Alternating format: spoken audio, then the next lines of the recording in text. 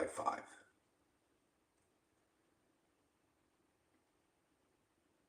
No such luck, huh? Let's see something there. I got an idea. Bear with me, people. Bear with me. Nope. I either have nobody here or this is not working. Can somebody type something into the chat?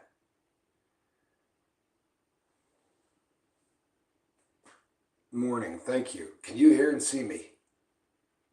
There's a reason that I popped on here a little early. You're early. Yeah, I am early. Here's the deal. So, this is not my normal setup, right? This is a completely different setup. The one that I have been using for 650 some odd videos. I bought this equipment, if you guys remember, about a month ago. And everybody said, you know what, I hate it. Everybody said, I hate it. You don't look right. And anyway, so I put it away. And then last night, you know, I said, it's got to be the big red button. The reason that we went dark last night had to be the big red button. Because when I went over to a couple of the other platforms that I can film on, no issues at all. None. So even I can still shoot a video on it. I can shoot a video on it, and I can upload the video to YouTube on my old equipment. What it will not allow me to do is go live. And that's frustrating to beat hell. I'll be really honest with you, because my old camera had a monitor on it, and you know, it was actually, the monitor has gone through a couple of different cameras, but the camera that I'm using right now, there's no monitor on. So it's going to help me stay much more focused and a lot less squirreled, because I'm not going to see anything that you people are saying on the screen. And that's going to go a long way to ensuring that that I stay focused. Here's one of the other things. The reason I was so concerned about you popping off with a 5 for 5 is because the Yeti Blue is not connected. This camera requires a different patch. So this puppy is the patch, right? This one requires a different patch. It's considerably bigger because one was through an Apple setup, right? And because I was using an Apple computer at the time. And you know what? You see me, I'm staring over where the camera is almost always. Creatures of habit we are. So this is going to be, now I kind of have to push the voice out a little bit harder, because normally I've got this, you know, this puppy right here, which is a really great microphone. And the only thing that donations ever bought that did not go to somebody who had a drug problem, for real, it's the only thing that has ever come out of that that did not go directly to somebody that that needed it. So, and it was a pretty good.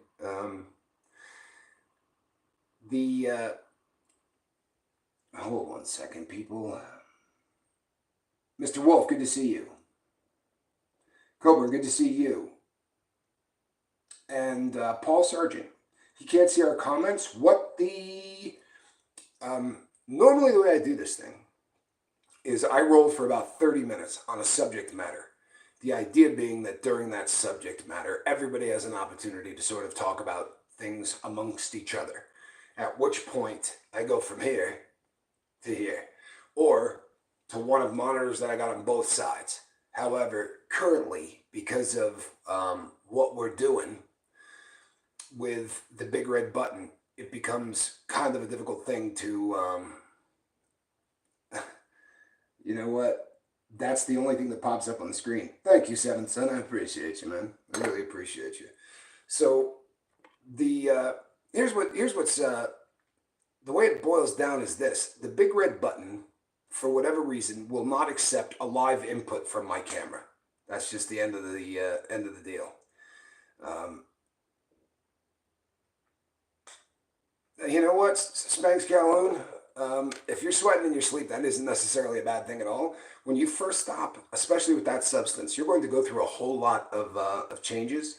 And one of those changes is going to be that you're going to be sweating that stuff out of your system, literally. And you don't, we don't need to talk about your drug history because I've never discussed that here, and that's completely up to you. But if anybody, if you've been doing pills, if you've been doing blow, if you've been doing meth, like all of that stuff tends to start coming out through your veins after you've done any length of time whatsoever.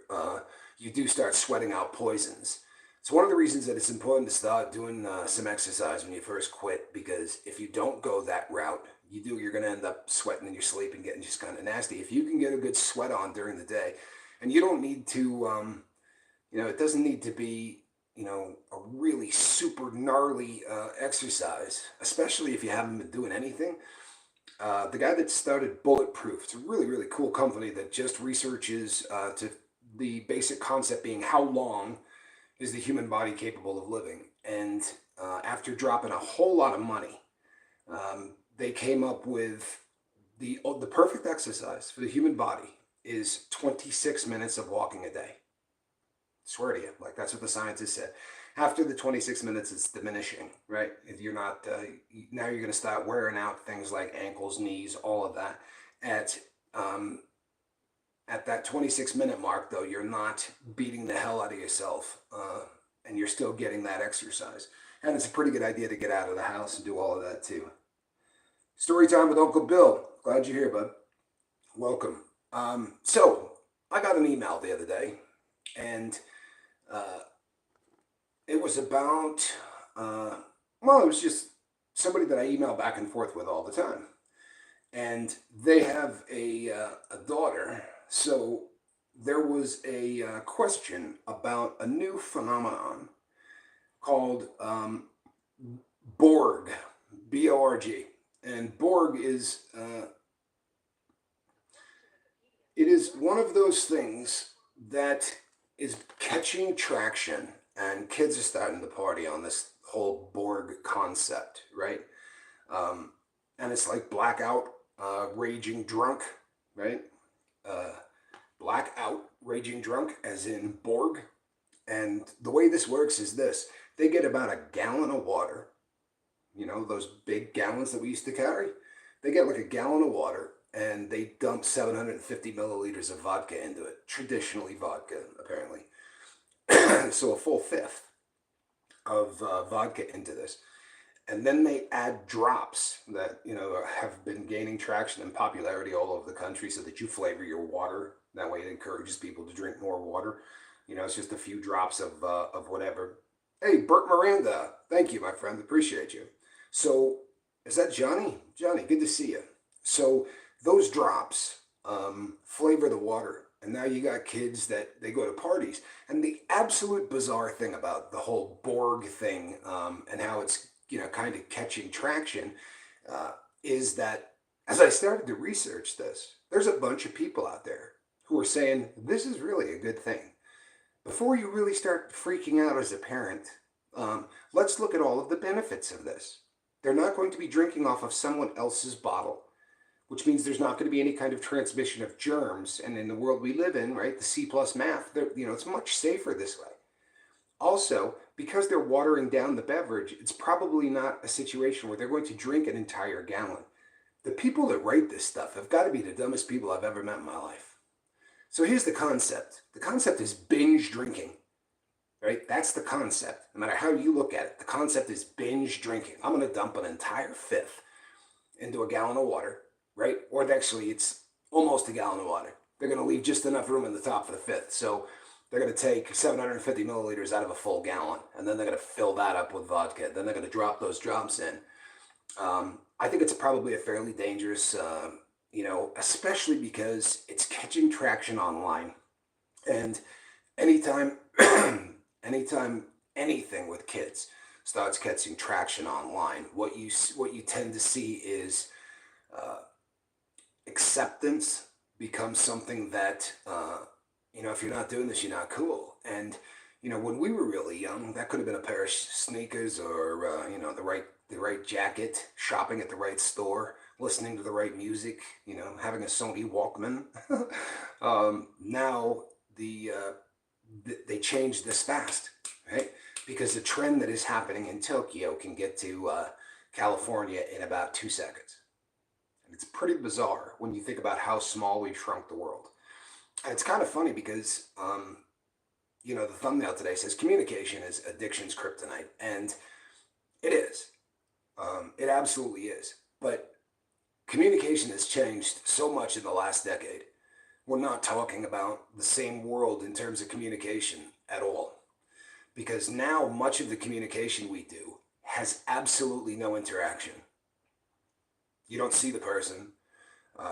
You fire back and forth. And I'll be honest with you, I think that when adults do that, I don't see that as much of a problem. The reason being, we grew up in a time where this thing didn't exist, right? So we learned our communication skills face to face, talking with one another, forming little tribes, right? That sort of revolved around whatever. The love of automobiles, the love of a certain kind of music, sports, theater, right? Band, whatever. These kids all sort of clicked up depending on their interests. Nowadays, they go home from school, they plug themselves in, and there's no like hanging out on the corner with a bunch of kids or going and doing things. And we have absolutely no idea what this is going to do. Sadly, there is no research at all because this is the first generation that has ever happened. There is some research to say that this stuff literally shrinks the brain. There is absolutely research out there that says prolonged exposure to this is actually, shrinking the size of the brain. And if you think about it, how could it not? You have no need to memorize. Siri will tell you whatever you need to know. Right? You don't need to, you don't need to memorize things. When we were younger, and I know that everybody who's listening to the sound of my voice, even the really young ones who grew up with computers, didn't grow up with the net to the level it's at now. And obviously, our forms of communication are evolving about every 4 to 5 months. For real.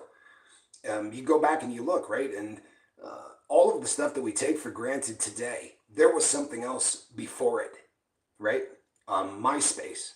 Before there was Facebook, there was MySpace. And MySpace just didn't really have the whole drug thing down to a science. I mean, it was a great place for people to go and interact, but they didn't quite get that dopamine hit thing really under control. Then people started to communicate on Facebook and get addicted to it, right? And once again, that evolves, and it's going to continue to do that. Now Facebook is kind of like old people social media. I hate Facebook. The number of people that hate Facebook is astounding, right? And you know what? I can completely understand why. Once again, fake forms of communication. Hey, you know what? I saw that Tommy went out to eat last night. Looked really, really happy. I think he was driving a Ferrari. Right? I mean, the kind of stuff that people post. There's nothing real about it. Social media is what you want people to think you are, right? Not who you are. And it's the opposite of communication. Real communication is peeling away all of the crap on the onion until the person you're talking to has some kind of a real idea of who you are as a person. Facebook is insanely popular. There's only about, 7 billion people or something that are using it? I don't remember what the number is. It's absolutely terrifying. It is so, so popular. It is so popular. Oh, happy birthday, M. Hunt. And thank God I didn't grow up with these things. My childhood would have sucked. You know what? I think you YouTubers rock. Well, thank you. Appreciate that. YouTube is a little bit different, and I'll be honest with you, people. I fought this idea. I'll be really honest with you. I did not like this idea.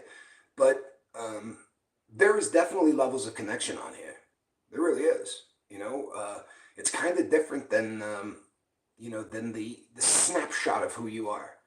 The vast majority of people on the boat who have been here for any length of time have seen me have a meltdown or two. They've sort of, had a glimpse into the best and the worst of the host. And we've also, if you've been here long enough, seen some people in the chat who just go through something, and you can watch their personalities change over the course of a couple of months. And people started to realize that when you see somebody and their comments are just few and far in between, or they sort of have that negative tone to it, well, now everybody jumps on that person. Hey, what's going on, man? You okay? You want to talk? Hit me up. This form of rehabilitation that we've been building here, it is the best of what AA and NA used to be. People who show up, quite simply because they want to show up, right? That's huge. That's the backbone of all group therapy if it's going to work. Sadly, the United States court system decided that if you did anything wrong, I don't care what you did wrong, if they can get you on a P test, right, a urine screen, to have anything in your system, then they're going to court order you to go to either AA or NA, right? And by doing that, half of the people in the meeting don't want to be there. They're there simply so that they can get a signature on a piece of paper that tells them, you can take this back to your probation officer, or you can take this back to court services if you're out on bond, and show them that you're being a good boy or girl. Trouble with that is, you got 100 people in a room, 45 don't want to be there. There's a really good chance they're using, right? They're slinging dope in the parking lot. All of the potential of people clicking up and walking outside to get high is something that really isn't much of a threat here on social media platforms. But giving people a couple hours a day to meet people who are going to make you realize that there's nothing really broken or crazy about you. I got an email last night from someone who said that they brought up their addiction in the real world. And the reaction that they got was nothing shy of devastating. And we talk about it here all the time.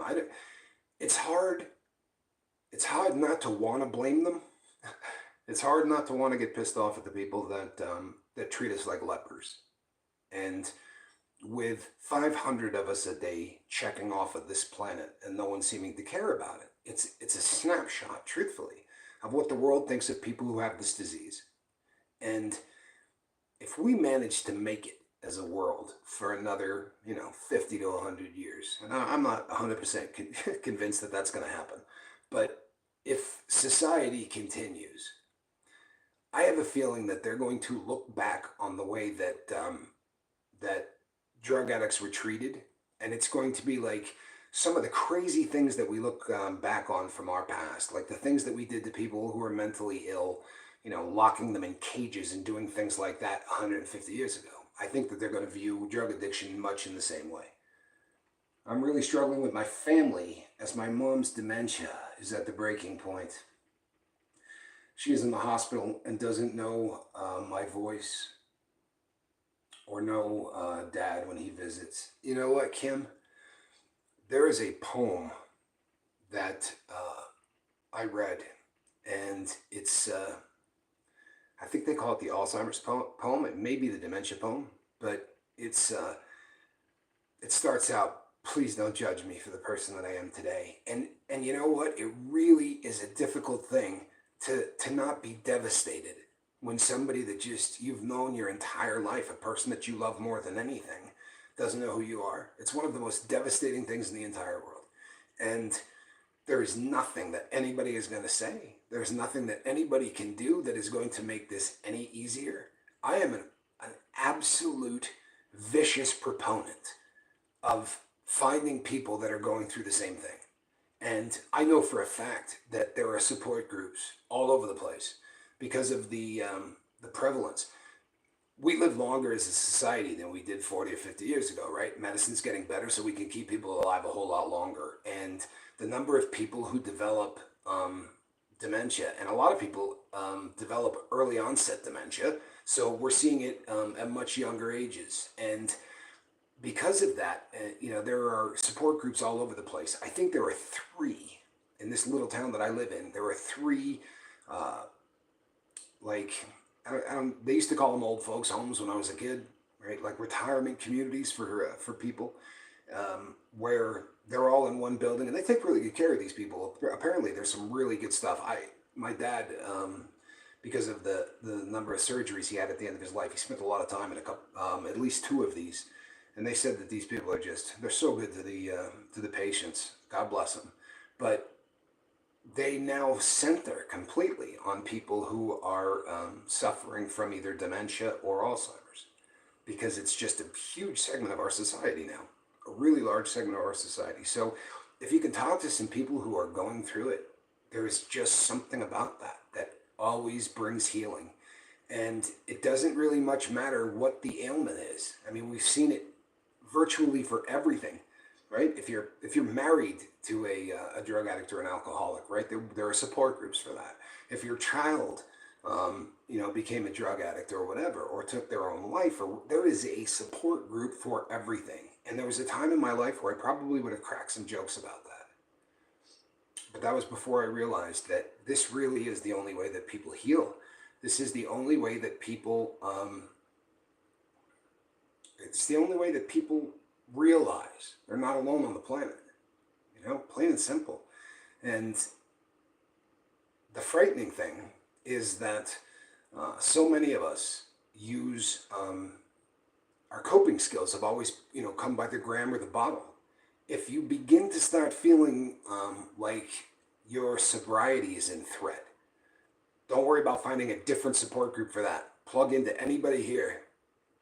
Oh, you're in Utah. You know what? Kim, drop me an email, please. sober@myyahoo.com. I lived in Utah for I think Spanx Calhoun may tell me exactly how long. I think we were there for 7 or 8 years, though. We lived there for quite a while. But yeah, if you drop me an email, I do know some people still in that part of the world. Yeah, my son, lives in Salt Lake City, and we lived there for quite a long time. In fact, he did most of his elementary schooling and all of that there. It's kind of unusual. 9 years, there we go. It's kind of unusual that that because of what today's topic is, the absolute worst thing that you can do is to bottle this up inside. For you to come here and type in what you did is the start of healing. That's a fact. Communication destroys everything, right? It doesn't matter what the addiction is. It doesn't matter what the struggle is. Communication is always the cure. Always. What we do as human beings, you got a significant other and the two of you are hanging out and you get into an argument and you start saying stupid things to one another. You always do that. No, you always do this. And then the two of you go your separate ways. And you take all of that emotion and you take all of the hurt and everything else and you pull it inside and you hold it, right? And then you start doing something else and you just stick that in the back, right? We'll just put that in a room somewhere in our dome and we'll get to it later. And you just continue to shove more and more and more into that little closet in your brain until that little closet starts knocking walls out. And bitterness and all kinds of other things, start to come from that. And if you people have ever looked into like neuro-linguistic behavioral training, NLP, right? Whether or not you're a proponent of it, there is a lot of research to say that if there's a really strong emotion and it's tied to a place, or it's tied to a building, or if it's tied to an event or a smell or songs, I've said many times on here that I used to listen to Guns N' Roses every single morning. I would put on Appetite for Destruction and I would go in and do my business in the bathroom and then shoot a bag of dope. And it's honestly, when that music comes on, I would be willing to bet you money that my pupils will dilate. I'm not kidding you. I mean, there's research that can show all kinds of things like that can happen because you are so plugged in. That email, Kim, is sober, SOBER, and that's at myyahoo.com, myyahoo.com. So we end up never letting light in on things. And when you're holding all of that in, what do? We run to our bedroom, right? Or we run to the bathroom, or there's one place we go to every time. And we're training our brain that room is miserable. Everything about that room will always mean misery to you. And it's something that we do in our subconscious. We have no idea that we're doing it. But you pick a room in your house, and every single time you go in there, it's because you're hiding from your husband or your wife, and you're always in a really crap mood when you go in there. You're literally programming the brain. Okay, so these pillows, all of the stuff that I'm looking at, this equals misery. These four walls equal misery. Get outside. You get into an argument with somebody, go the hell outside. Go for a walk. And then when you come back after a cool down period, sit down and talk to that individual. Absolutely essential that you get all of that out. And if you cannot, there are times you're not going to be able to fix things instantly. And it's because of stuff from the past, because I truthfully believe that if it's not infidelity, then you can work through anything. That's my humble opinion. But Cujo, man, so good to see you. Love it when Cujo stops by to say hi. True story, man. Yeah, good to see you, brother.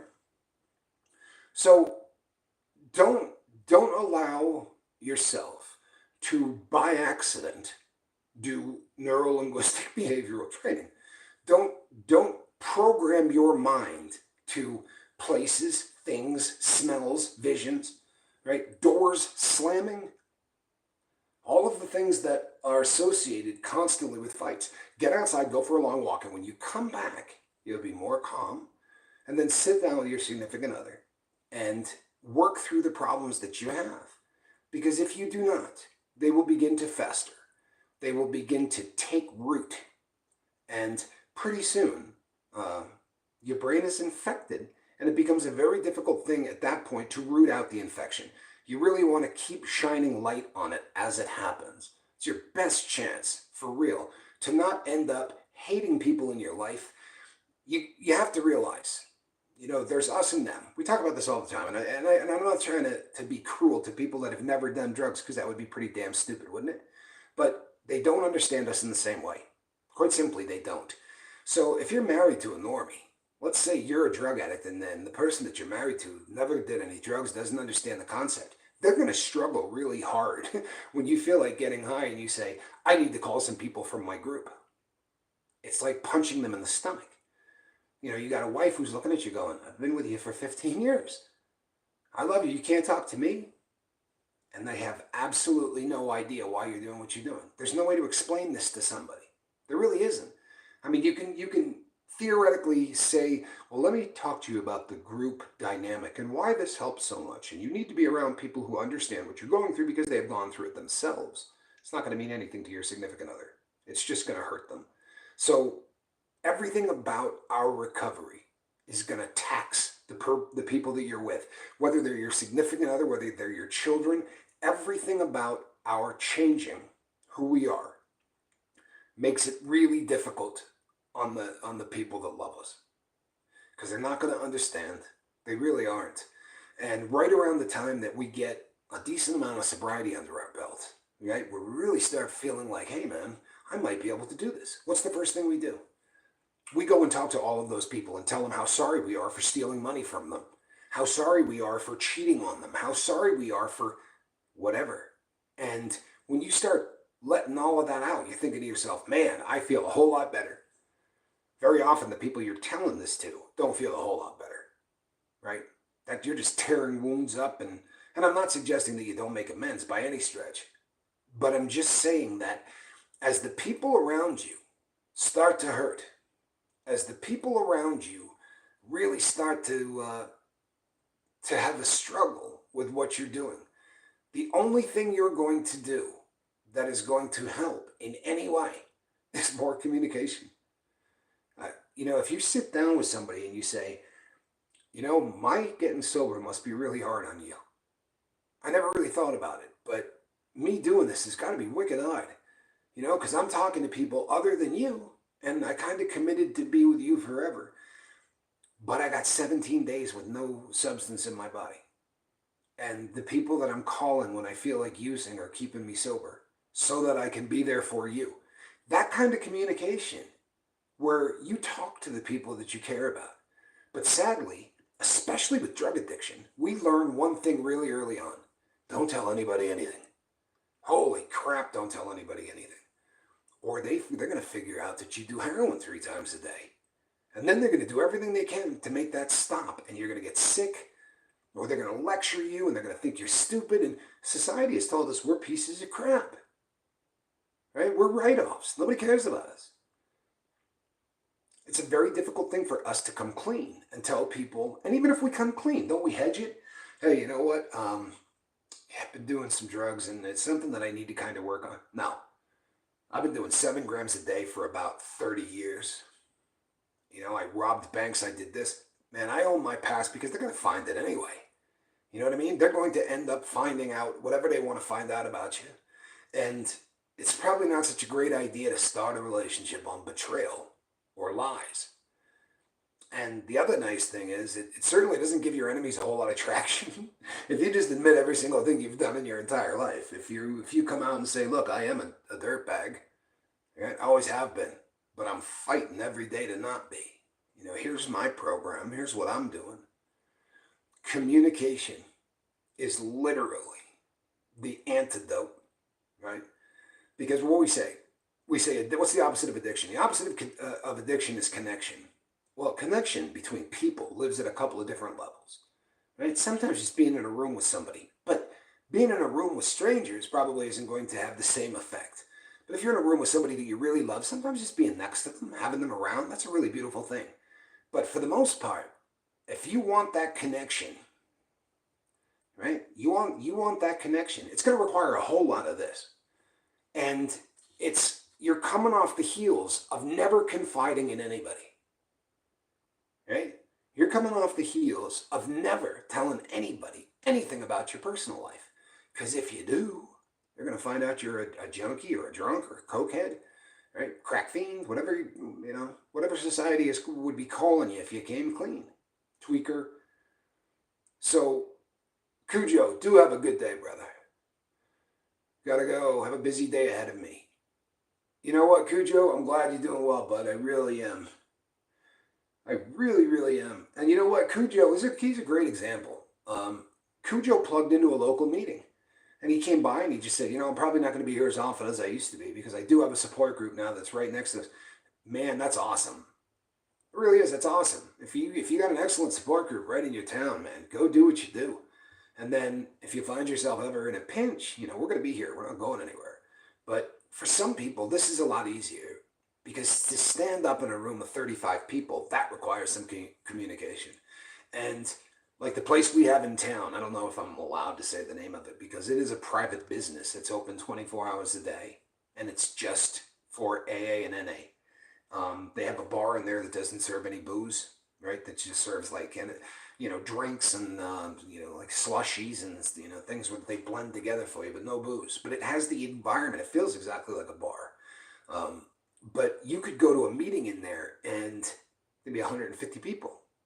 Most of them court ordered, but there's going to be an awful lot of people in there. And then you got to stand up in front of all of those people. And the number one fear of all people on the planet, according to science, is public speaking. Getting up in front of people and sort of emptying out anything. Like if you get up and describe, the Civil War, it really, oh man, our sober club serves cheesecakes. How cool is that? I love cheesecake. If you have to get up and you have to describe something that you're studying, if you got to get up and do a book report, right? For most people, that's a very uncomfortable thing. But if you really have to get up there and the subject matter is how tough your life has been and how bad you've screwed it up, you're taking public speaking and you're multiplying it by 30. I think this is a great icebreaker. To come here and say, I'm really struggling, here's why. And you're going to get a lot of feedback. You're going to get a lot of people but make no mistake, you need to start working on connection if you want to stay sober. And, you're not going to become intimate with people overnight. And I don't mean in the sense of jumping into the sack. I mean just intimate. You're not going to get to the point where you're really, really comfortable with people. What's nice here is there's no public speaking required, right? I do both. I told my group about the lifeboat. Awesome. So cool. Really is. Miss V is getting up early. V, I can't believe that you're getting up this early in the morning. Super impressed. Miss V always used to say, no chance am I getting up that early. You know, we used to hear that one a lot. But good to have you here, V. You know what? There's a comment from Coburn. I've lost a lot of friends too, Kim. Moving forward, I was actually making a list the other day of the people that I used to hang out with 20 years ago, and then the people I used to hang out with 10 years ago, and from 10 to here, the people I used to hang out with are probably still incarcerated. The majority of them are still going to be locked up, but the number of people who are still alive, I count them on one hand. For real. Our drug of choice has just not been very good to people who have not been able to get clean. Good morning, Trish Killian. Glad that you're here. Miss V, I know you got a lot going on. It's a stressful time for you, and I appreciate that you're reaching out. I really do. She was a leader in recovery, and when I admitted I lied, she no longer wants anything to do with me, and we've been friends for 20 plus years. Uh, that's pretty freaking sad. You know, I'm not trying to be an idiot or to be cruel or anything else, but what does that say about this person? They understand recovery and they don't understand you telling falsehoods. Have you ever met anybody who got clean that didn't lie to people about their drug habits or about what they were doing to protect their drug habits? I have a real difficult time trying to understand. She was a leader in recovery. And she no longer wants anything to do with me, and we've been friends for 20 plus years. That's bizarre. That's bizarre. I guess, you know, here's the deal. Maybe she thinks that you're not like anybody in rehab. You're not like anybody else who's trying to get clean because she's known you for so long. You had no right lying to me. Like, maybe that's the stupid thing going through her head. But if that is the case, then she's not much of a leader in this. Because the fruit of addiction is lies. It is a very, very difficult thing to not lie about your drug habit. If you have been honest about your drug habit your entire life, you wouldn't be on the lifeboat. You wouldn't be. Because if the first time you realized that you had a problem, you said to people, hey, you know what, man, I'm addicted. This is terrible. They'd get you into rehab instantly. You know, people would intervene immediately. We're really glad to have you here, Kim. We really are glad to have you here. You're going to, I think you're going to find that recurring themes on the lifeboat. There's nothing new under the sun, right? You've heard that. History repeats itself, all of that kind of stuff. In addiction, it's way more prevalent to hear the same story again and again and again and again, right? And as much as that should make sense to all of us, the first time that you go to any kind of group therapy or anything like this, and somebody starts to talk, and they go, yeah, you know what, I used to set my alarm for 4 o'clock in the morning, and I used to get up to shoot dope at 4 o'clock in the morning so that I wouldn't wake up sick, right? And you think that you're just the absolute lowest of the low when it comes to addicts. And I remember the first time I came clean on that. And the number of people who were like, yeah, done that. Right? My bobbleheaded partner said, yeah, I used to, every time I get up to go to the bathroom in the middle of the night, I just eat a handful of pills. And I mean, it should have been obvious to me that if addiction is that insidious, the chances are I'm not the only person doing it. But we tend to make ourselves the center of the universe when we're still using. Yeah, you know what? If we could get some ones, because Miss V does need prayers. You know what? V's been pretty open and honest about this, and she's been open and honest about this in the comments section. But she's got a jackwagon from her past that is facing a very, very long prison sentence for violence against her. And this guy has been putting this off and putting this off and putting this off. I think about the entire time that we've been on the lifeboat, this guy has been able to keep, you know, one thing after another. And I'm sorry, the Tic Tac line really made me laugh. Sugar makes sense. But he's really kept this out forever, and it's getting closer to the finish line. And every time there's that false crescendo, right? Every time it looks like they're about to sentence this person or anything else, V has to get prepared for that. And, you know, she gets prepared and gets her mind in the right place because she's going to have to go down and walk into that building and face this guy. And then they put it off again. And I think it's her, that roller coaster is probably driving her nuts. So thoughts and prayers out for V. That would be great. Hey, Miss Debbie, good to see you. My son has been off the stuff for 4 or 5 years, but has been talking. I'm sorry. He's been taking Suboxone. He says he is ready to stop the subs. I don't know how to respond about that subject. Okay, well, here's the deal. If he wants off of medical assisted treatment, then there's a pretty good chance that that he's ready to be off. And the nice thing about buprenorphine, what he's taking, is that if you do it right, you don't quit, right? You taper, like viciously taper. Those things come in 8 milligram doses for the most part. You can get 4 milligram doses, but they're very easy to cut in half. You know, they're not in pill form anymore. They're like a film. So they're very easy to cut in half or do anything else. I'm down to a half a Suboxone a day. Good for you. That is awesome. I kicked completely off of Suboxone, and I didn't. I don't remember. The Bo could probably tell you better than I could because I'm not good with that. But it was a while back. But I couldn't stay. I really couldn't. And it wasn't that all I did was think about drugs. It was nothing like that. But I went back to anhedonia where I just didn't feel anything.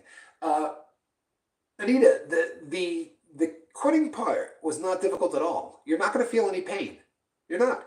You'll feel absolutely no withdrawal. You take 8 milligrams and you go down to 6, right? And you do 6 for about 5 or 6 days until your body completely adjusts to it. And then knock off another milligram or two. And do that for 5 or 6 days until your body adjusts to it. There's no reason you should try to quit and not have it take you 4 or 5 months. Because what you'll do is you'll just continue to step it down and step it down.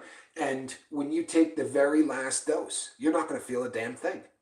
Like the following morning, because we're drug addicts, the following morning you'll try to convince yourself for about 4 or 5 hours that you're in withdrawal. Like for real, you'll look for anything. You'll go, my nose running? Is my nose running? You know what? My back's hurting. Maybe that's what you'll really try to talk yourself into the whole withdrawal thing because we're just so used to having it. But there'll be nothing. At the very end, you should be doing about a 32nd of a strip, right? Or a 64th of a strip, which you eat for until your body gets, I didn't even realize I didn't take it yet. And I've been up 3 hours. Do you know how often, Anita, that I'll forget to take it for the entire day? And then, you know, right around boat time, this is usually when I go, oh, crap. You know, and what always tells me that I forgot to take it is I'll get that cough and the sneeze that happens at the exact same time that most people think only happens to them, but it happens to everybody who's on opiates, that, you know, that whole cough sneeze thing.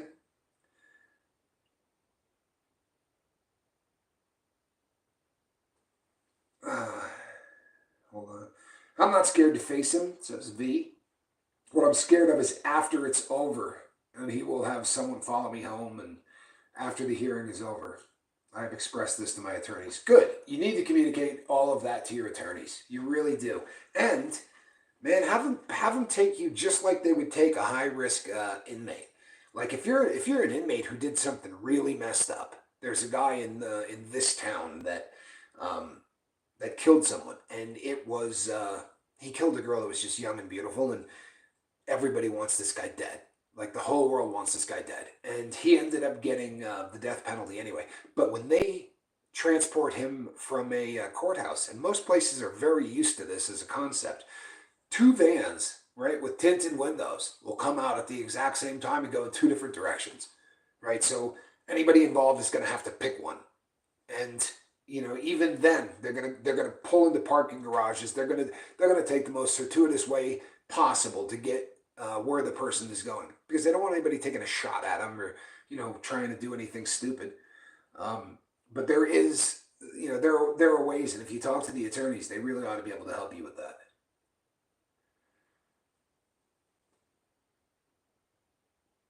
The endless sneeze, yes. Yeah, but when I get that, when that kicks in, I always go, oh crap, I forgot to take my Suboxone. And then every once in a while, like I'll think I caught the flu, or I'll think I'm just, I'm having some kind of, something going on with my health. And then I'll have to go over and take out the strips and start counting them. And I'll be like, holy crap, I didn't take one yesterday. And that is just, that's an affectation of my brain kind of shutting down. You know what, Dominic, it is. And very often, it tends to be. You know what, Spanks? I wish you could too. Um, I wish you could too. That would be lovely. But yeah, just talk to your attorneys.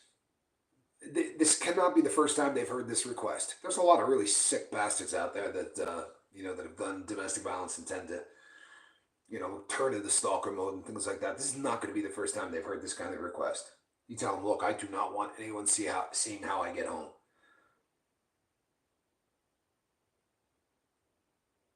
Oh, that's okay, Anita. You don't have to type the entire time. We're not going to hold that against you.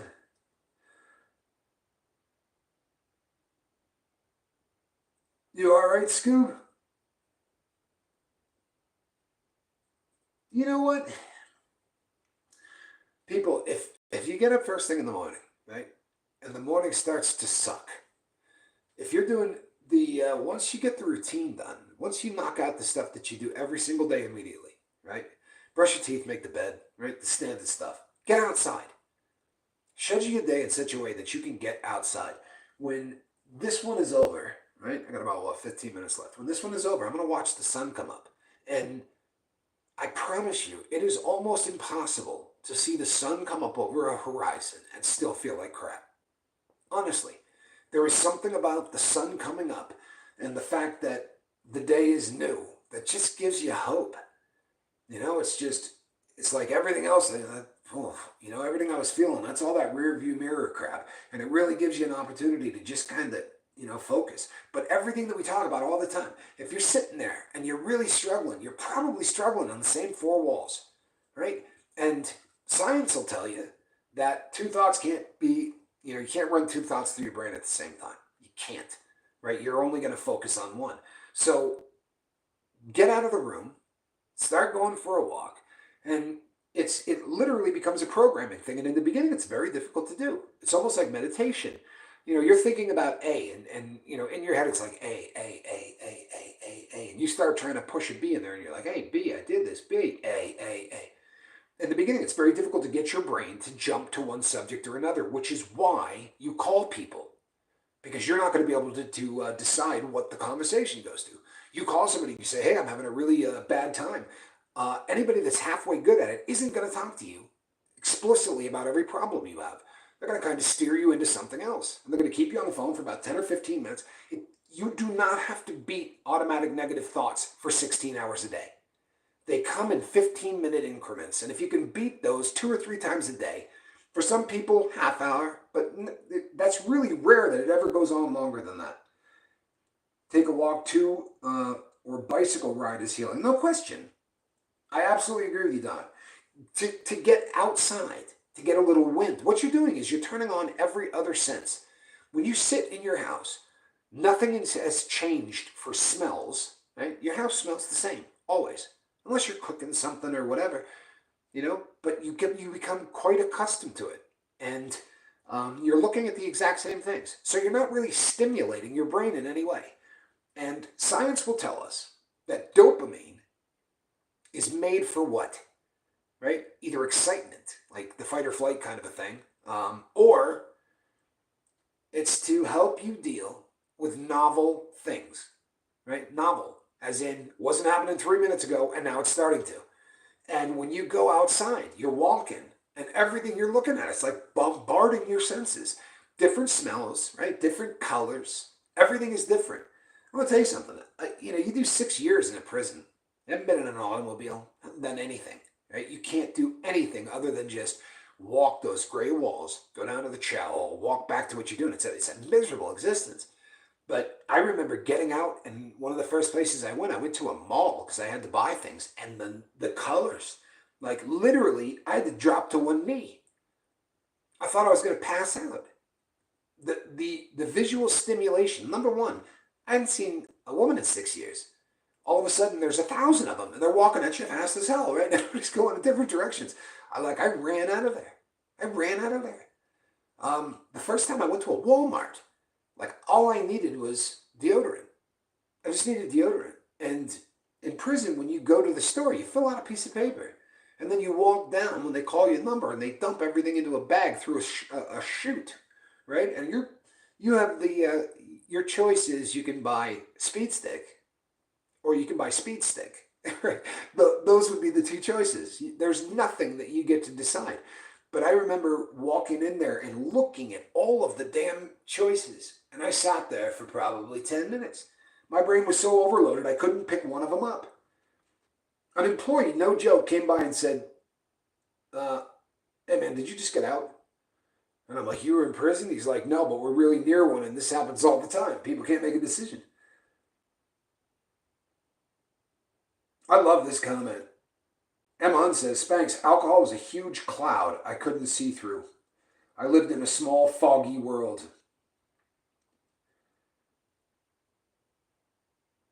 Yeah, that really is a great comment. Dennis N says, Spanx, I smoked meth and had a hard time looking up at the sky. Now I can look up again and everything looks amazing. Oh man, that is so cool. And it is a blessing, Dennis. It really is a blessing. Because when you, full of hope, you're good. When your brain starts giving you feel-good chemicals again, you really have beat it. Especially with that substance. Because anhedonia is really a big deal for people that quit meth. And if you're not familiar, people, with what anhedonia is, it's your baseline. Right? You're not happy, you're not sad, you're not anything, and you're not capable of really getting any emotion because our emotions are chemical reactions in the brain. Receptors turning on and off, right? All of these things are just a bunch of like a whole stew of chemicals that are coursing around in your brain. The goal of anybody in recovery is to learn how to throw those switches without having to pay for it. Like that's pretty much the whole game. And learning how to empty your mind of thoughts that aren't going to help you. Right? Journal. If you're not journaling, I don't know how you're going to be successful. Honestly, I don't. That's all I got to say about that. A lot of people want to fight me on this thing. If you're not journaling, then you have things in your head from the previous night's dreaming. Your subconscious is going to beat the piss out of you all day long. And you're not even going to understand why. Sit down and empty your brain of everything in it. Dump. And you say, well, I don't think I have anything in my head. No, you won't, because it's subconscious. Put the pen to the paper and just start writing.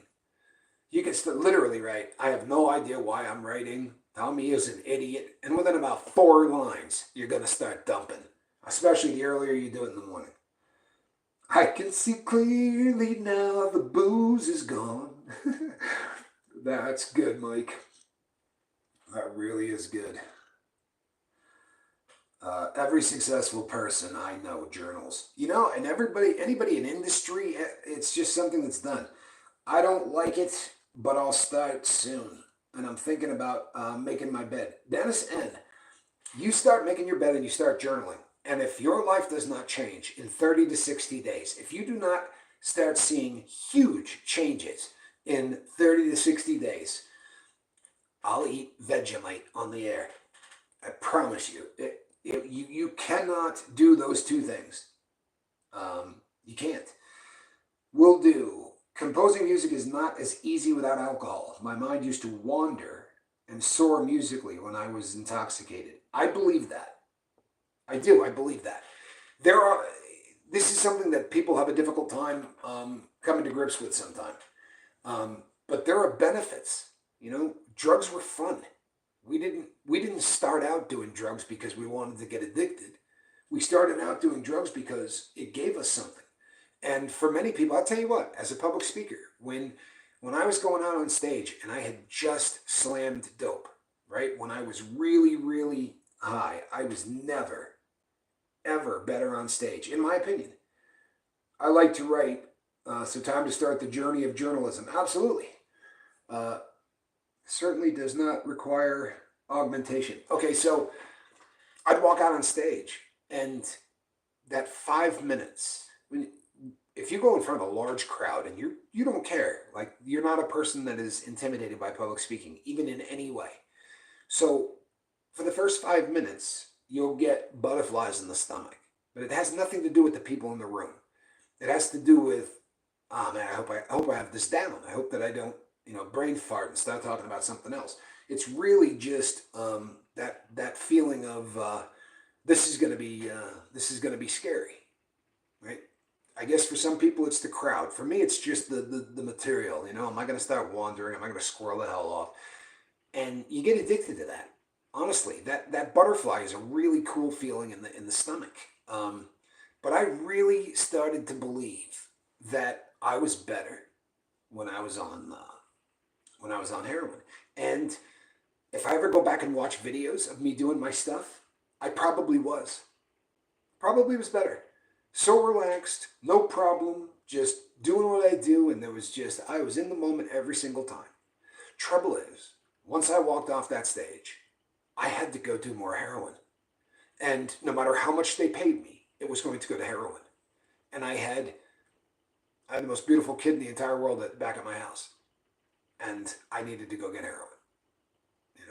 It's a crap cycle.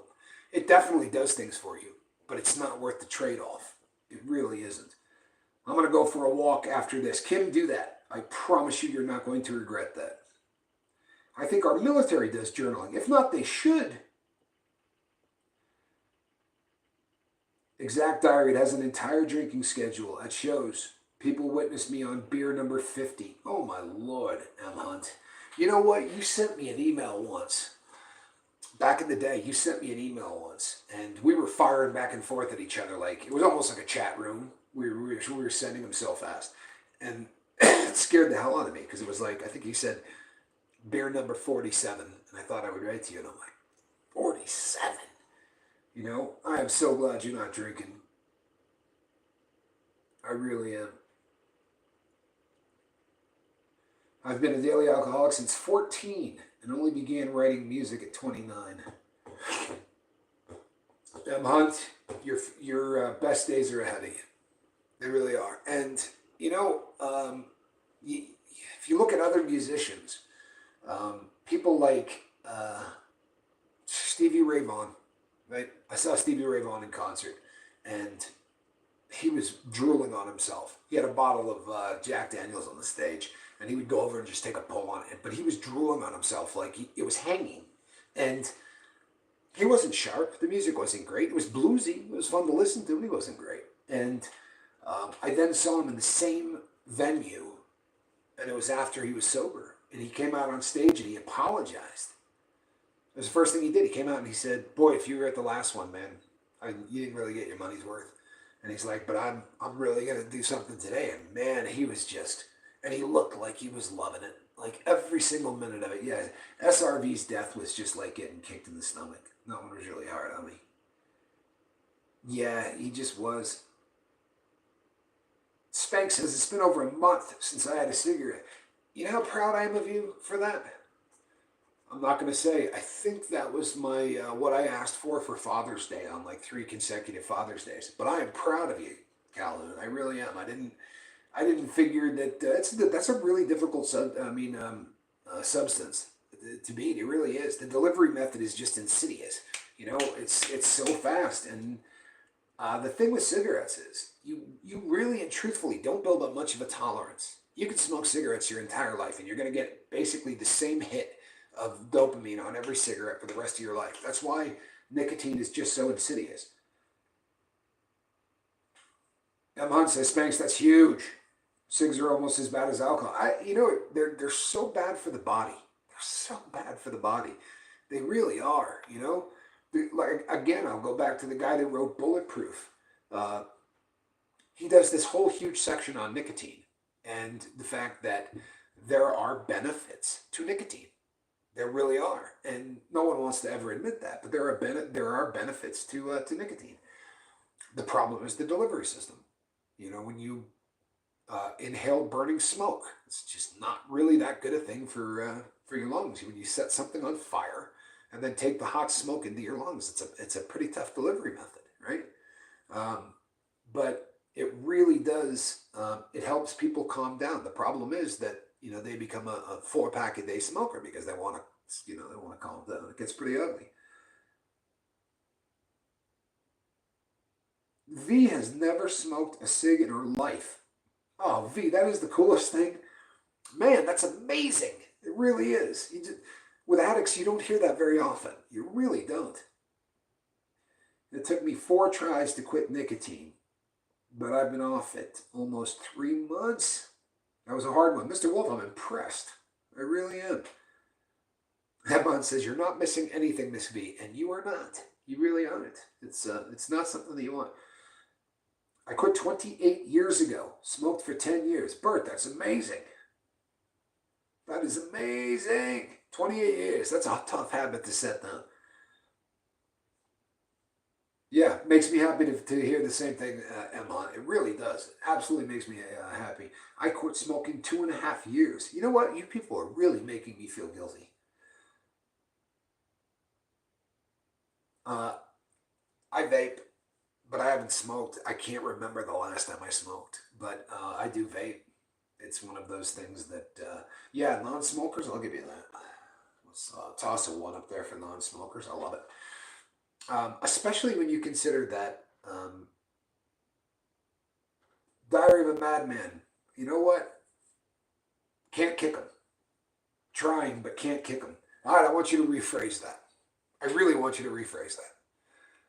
I haven't kicked them yet, right? I really don't believe the can't thing. And there was a time that when people used to say this, it used to piss me off. I would be like, this is psycho mumbo jumbo. And then I beat smack. And then I made a list of the things that I wanted to change in my life. I didn't understand that. That's because I wasn't talking to you. Then I made a list of the things I wanted to change in my life. And I'll be really honest with you, there was a time where I thought, I can't do any of these. And it really becomes a situation where if you apply the exact same principles to every single thing you're wanting to quit, then you can quit. But you have to do the exact same thing on every single. I'm like right now, I am going through exactly what what Q did with me on heroin. I'm doing the exact same thing on losing my temper and raging. Same treatment, exactly. Born again Buddhist says quitting cigarettes was far more difficult for me than to quit opiates.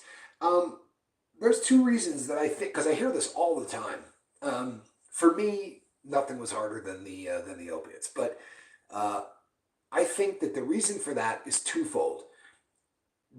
Even addicts have a difficult time with this concept, but if you put a shot of something in your vein, it goes all the way through, right? And you're going to feel it like that, but it is literally slow compared to how fast nicotine hits you.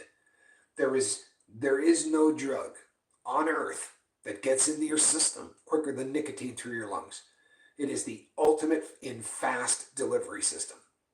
So the other thing is that as much as it's a stigma in society, right?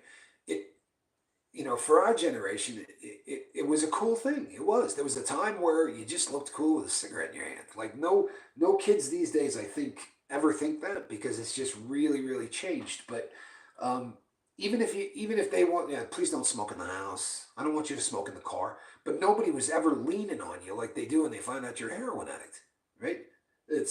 It's a scarlet letter, but it's certainly not a scarlet letter like the one you get if you're a drug addict trying to get clean. So I understand that. I think, and I hear it so often. Born again Buddhist. I hear that so often. Honestly, it's amazing the number of people that say verbatim. I had a much easier time quitting heroin than I did cigarettes, or I had a much easier time quitting OxyContin than cigarettes. It's amazing.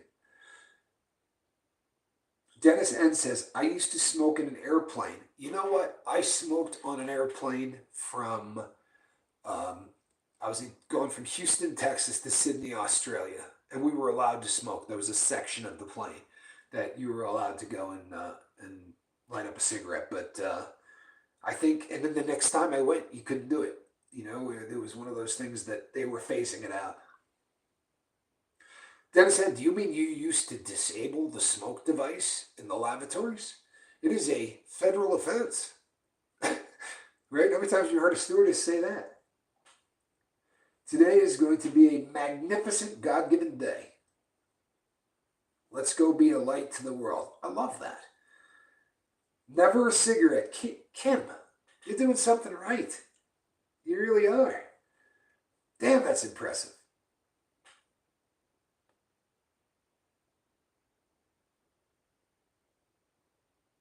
Okay. Yeah, if you were damaging if you were knocking out the smoke detector, for me seeing cigarettes being sold, people smoking is what made it so difficult. Yeah, like I said, even if there was a scarlet letter, like they don't want you doing it in the car, and they don't want you doing it in the house or whatever, but they're everywhere. I mean, you can't go anywhere that didn't sell cigarettes, especially if you go back 5 or 10 years. Um, there are places now like CVS doesn't sell cigarettes anymore. There are places that just said we're not doing this anymore. I don't think Walmart, where I am, sells cigarettes anymore. I coughed up black stuff a couple of days ago from cigarette smoking. I am quitting that too. Um, Not just booze. You know what? The If you decide that you're going to make a change and you're going to completely redo your lifestyle and it's going to be healthy, you're going to do all of these things, then it wouldn't make sense not to. That said, I usually tell people that I don't know that I would try to quit every single habit I have at the same time. Um, I would because you're going to go through some really difficult times on the booze. You're really going to go through some difficult times, and depending on how long you've been smoking, every single time you felt uncomfortable or you felt there was anything difficult, you smoked a cigarette. So if you can do them both at the same time, great. If you can't, let's kill the booze first, right? It's yeah. I'm quitting cigarettes and I'm here for anyone else, says Scoob. You know what? That's the kind of thing that makes the lifeboat the lifeboat.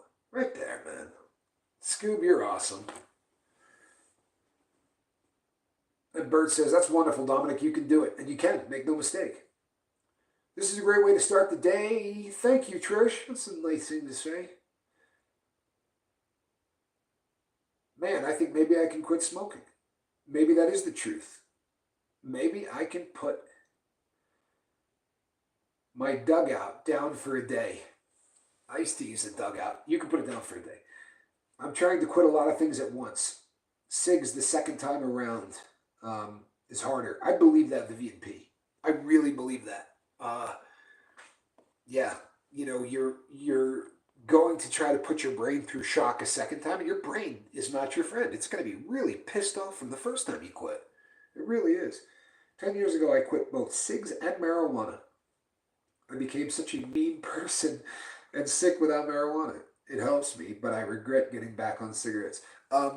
People, like I've said before, I don't lecture anybody on any drug. I don't. It's not what I do here. It's not an anti-drug channel, as crazy as that sounds. It's not. I can't do any drugs. Can't do any of them. Can't smoke pot, can't do any of them. Because to me, they all lead back in one direction. My brain goes, that's not heroin. And it keeps doing that with everything I put in my body until it demands that I get heroin. So I found out a long time ago, and it's a cliche that I like to say all of the time here on the boat. I learned that the only way to win a fist fight with drugs was to not get in a fist fight with drugs, and that's been working for 7.5 years. And I'm pretty fired up about it. Crazy cat. Yep.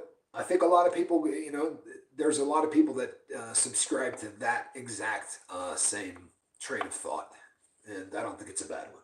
All right, peeps. I'm gonna see what I can do to get the Yeti hooked back up. I'm gonna have to do a lot of stuff to get this, and I don't like the way that I look on the screen. We're gonna have to fix it because the camera that I had, it's adios. It's done. It's no longer. So we'll get it figured out.